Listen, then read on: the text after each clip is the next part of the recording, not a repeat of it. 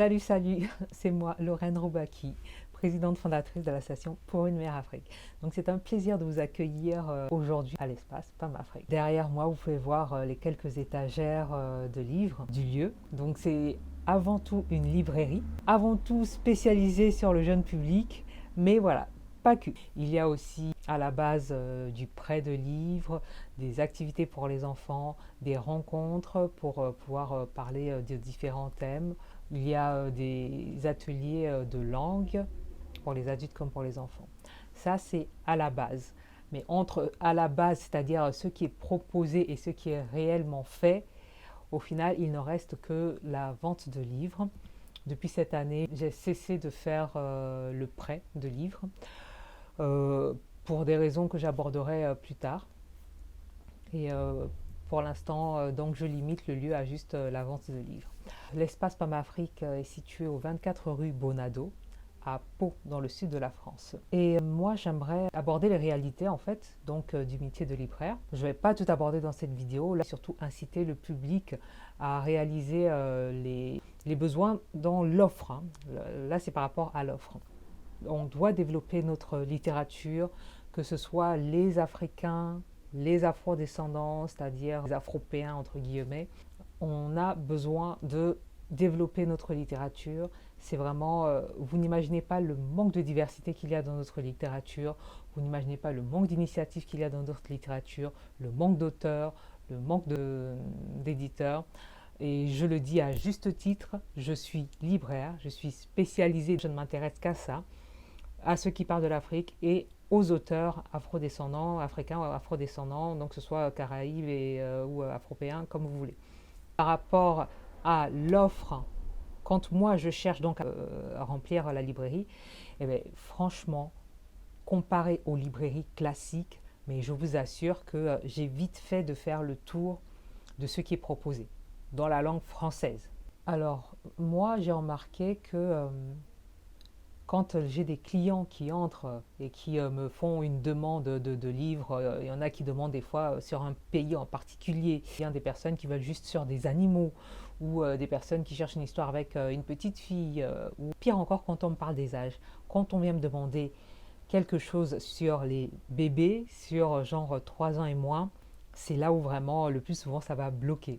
Parce que dans la communauté afro, les titres pour les bébés, donc pour les moins de 3 ans, mais il n'y en a pas des masses.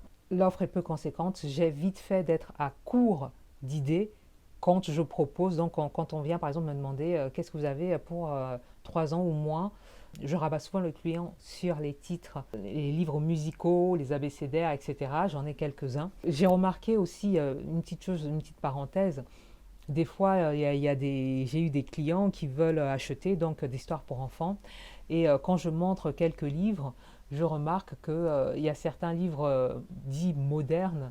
J'ai le sentiment qu'il y a certains livres où on va voir des petits enfants noirs d'aujourd'hui avec leur famille noire et tout, qui vont gêner l'acheteur. C'est comme si l'acheteur, lui, s'il prend un livre sur l'Afrique, il veut cette image, comment dire, traditionnelle, cette jolie image, genre le conte, ouais, le conte avec morale.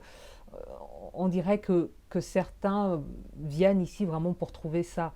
Et quand malheureusement je propose certains titres donc adaptés à l'âge, parce qu'ils viennent, ils me demandent pour un âge en particulier. Et donc quand je vois qu'ils rejettent certains titres, je me rappelle notamment d'une fois un couple de retraités, ils cherchaient pour le petit enfant et j'ai montré un livre, je vais dire le titre, Georges et la fée. Et franchement, au début, ils avaient l'air de bien aimer. Et sur la couverture, on voit un petit garçon avec un joli décor autour. Franchement, ça donne envie. Et je me rappelle, donc, ils ont feuilleté.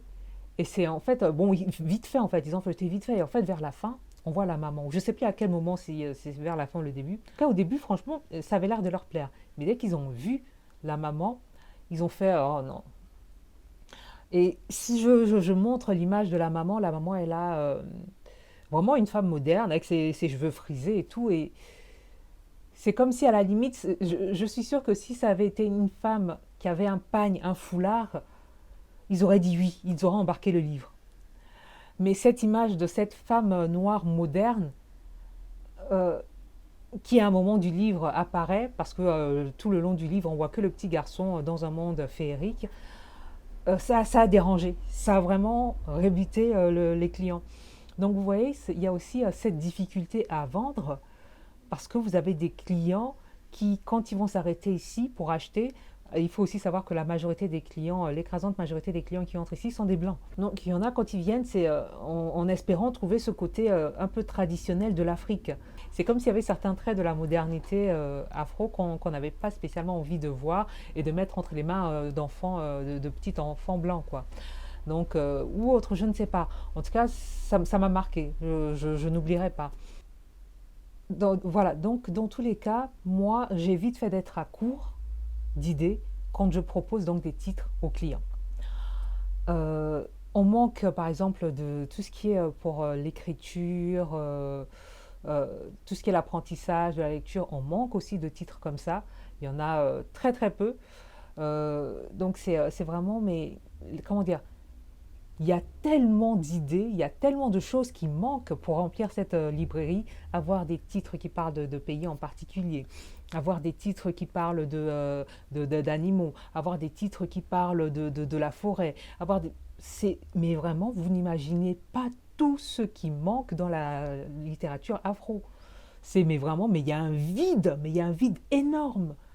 Et moi, je fais vraiment cette vidéo pour rappeler ça, pour dire aux gens, mais essayez de vous mettre à la place de la personne, de la libraire afro, la libraire qui est spécialisée sur l'Afrique, qui cherche donc à se fournir, les difficultés qu'il y a, les réalités qu'il y a, et après, par rapport à l'offre, mais comment, au final, quand on veut essayer de satisfaire le client, voilà, il y a des gens qui ont vraiment la volonté, se disent, oui, bon, il y a des choses, voyons voir ce qu'ils ont à proposer, et puis quand on propose, il y a quelque chose d'autre, voilà, c'est tout ce que j'ai. Donc bon, c'est des choses comme ça. Quelque chose d'autre que j'ai remarqué qui rend à la fois le métier difficile, mais à la fois qui rend aussi le métier encourageant, c'est la vitrine. La vitrine est très importante. Moi, j'ai remarqué la seule fois, donc en presque 2 ans d'aventure avec cette librairie, la seule fois où j'ai pu renouveler régulièrement la vitrine, en proposant donc de nouveaux titres régulièrement, ça a été de septembre à décembre 2022.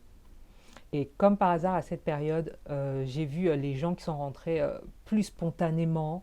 Les gens s'arrêtaient souvent en vitrine. Devant, il y a les parents qui passent avec les enfants. En plus, à côté, il y a une école, donc les parents qui passent là avec les enfants. Combien de fois j'ai vu des parents s'arrêter, les enfants même qui s'arrêtent, qui disent « Oh, il y a un nouveau titre, ah, il y a ça, ah, ça, c'était pas là. Oh, » Et ils s'arrêtent, ils regardent, ils lisent les titres. Et il y a un intérêt, il y a un minimum d'intérêt. Donc, comme quoi, cette littérature afro, elle a de l'avenir, elle peut intéresser. On ne lui accorde pas assez d'intérêt, mais elle peut intéresser. Toute cette littérature donc afro, elle a du potentiel. Malheureusement, elle manque de diversité et elle manque de visibilité. J'ai beau faire un énorme travail pour essayer de la rendre visible, mais bon, ça viendra peut-être un jour, mais voilà, pour l'instant, on n'y est pas encore. Donc voilà, c'était juste une première vidéo pour parler de cette réalité par rapport à la diversité, aux besoins donc de diversité dans la littérature afro. Et il y aura d'autres vidéos pour aborder les autres points comme les réalités du libraire dans ce domaine-là. Voilà. Allez, je vous dis à bientôt pour une autre vidéo. Ciao, ciao.